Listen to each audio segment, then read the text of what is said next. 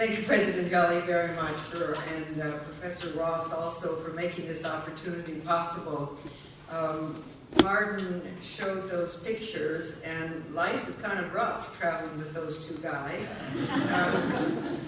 But being the smallest one, I get the best seats in the planes all the time. It is a group of people that is a rather motley crew, as we have been identified, but as one person pointed out, we never miss you in an airport when you are walking together.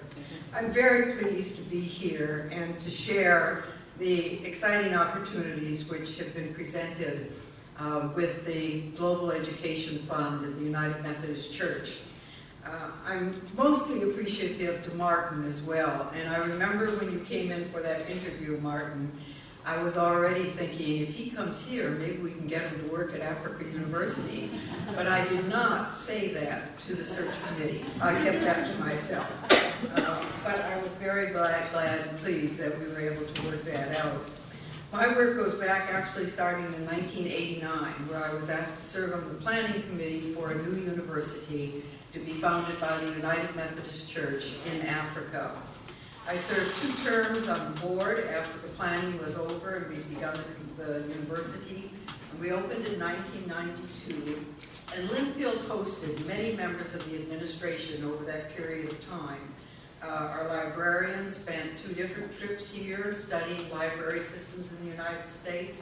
We hosted the comptroller on 2 different occasions, once when we taught her how to use the computers and load the budget, and another time when she came for more advanced work. And we even had the buildings and grounds people job shadow John Hall for 2 weeks. In his exit interview, he complained to me that John Hall was never in his office, and he thought I needed to know that. That was not a successful job shadowing time that we had at that point. Under Martin's leadership and his direction, the Computer Center has been established and become recognized as one of the outstanding centers in Africa.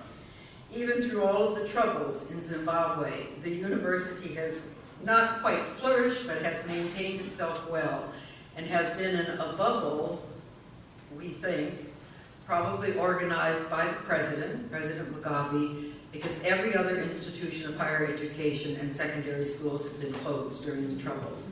And this is the only one remaining open. And we can do that primarily because Mugabe required that the agricultural program at the founding of the university be focused on sustainable agriculture as would be needed in the rural parts of the country. And the ag program has therefore been able to raise the food that we use in the cafeterias for the students, and also enabling the faculty and staff to buy food. Because at times in Zimbabwe, in the recent difficulties, it has been impossible in many situations to buy food. Needless to say, though, all of those countries related to the United Methodist Church which did not have a university were asking about a similar opportunity to establish one in their country. And we had Africa University West, Africa University East, Africa University slightly to the west as possibilities, and it became rather impossible. At the university we have 29 buildings and we have no debt, and about a $40 million endowment, and all that has been raised since '92. But the problem is that we turned to the impossibility of establishing these all over Africa, or even trying to take some institutions and incorporate them, and said instead, let's move into the 21st century. And let's find a way, using the Africa University site as a base, to distribute education to the wider communities. This overall project of the Methodist Church is tied in with the idea that the Church's commitment needs to be a global commitment. So the project is part of the Methodist Global Education Fund for Leadership Development. It doesn't even fit on the top of the page for a headline. But it's who we are, with projects on 5 continents now around the world, linking institutions of higher education. The team was brought together for Africa was Martin, Dr. Yamada, and I, and we were asked to conduct feasibility studies in 12 African nations, which are identified on the front of your program. They're all kind of lumped together on this map right here. but the 12 nations are identified on the program. And a look at those will indicate that most of those are pretty seriously war-torn countries. Many of them, and we will talk about some of those, long periods of time, the whole school system was closed down. These nations include Liberia, Sierra Leone, Cote d'Ivoire, and Nigeria in West Africa, Angola, Mozambique, and the Democratic Republic of the Congo in Sub-Saharan Africa, and Kenya, Burundi, Uganda, Rwanda, and Southern Sudan in East Africa. We have completed studies in these countries now where we have met with government officials, both with departments of technology where they existed, as well as departments of higher education, service providers, trying to find local people who will be able to provide and maintain the equipment, should that be necessary in the future, various academic and religious organizations, and with other programs involving distance education. Africa is kind of now the site where every for-profit distance education program is trying to land in order to generate revenues that are anticipated. And so the fact that we're coming in as a nonprofit organization and working with the local religious and educational institutions is making a difference.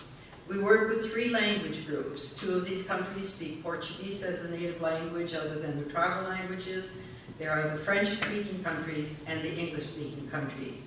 And the distance education relationships will be developed with higher educational institutions in other countries as well. For instance, in Mozambique, the MBA program in English comes in by a satellite from Africa University. But additional courses will be delivered in Portuguese from the Methodist University in Sao Paulo, Brazil. And Martin has been there, and we have those links ready to go as soon as we have the resources to carry that forth. Our goal is to have each of the centers be self-sustaining, with the idea that the old way of doing mission work was to give money or to provide materials, but then to leave. And when something happened to those, there was not necessarily someone there who could fix them or repair them or get repairs for them. So we're moving in a very different mode because we come with no money whatsoever. And in some ways, that's probably a good way because we seek partners. And these partners are going to have to be sustainable in relationship to the project so that as the projects go forward, they will become financially independent as well. And we will continue then to provide the resources in terms of advice and counsel, and to assist with fundraising and the implementation. The study group working in Geneva right now is developing a course of study for pastors in rural areas in French, and we will be downloading those courses of studies for both Cote d'Ivoire and for the Congo and in the next phase of the program. Courses will meet the needs of the local people and will include focusing on general health conditions, education, English as a foreign language. Students coming to Africa University must be competent to work in English, and many of them have to spend the first year doing an intensive English course. If they could do that in their home country before coming to Zimbabwe, they would save a whole year's tuition, but also a great deal of time.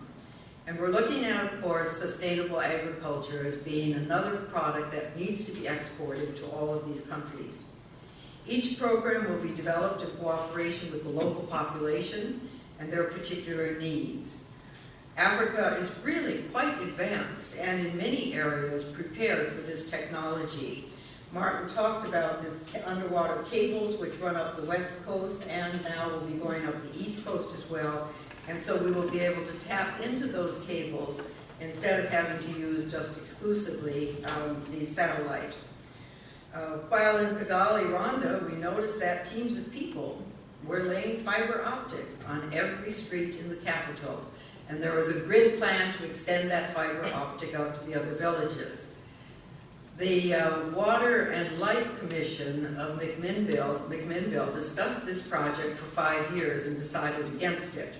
So Kigali will be wired before McMinnville.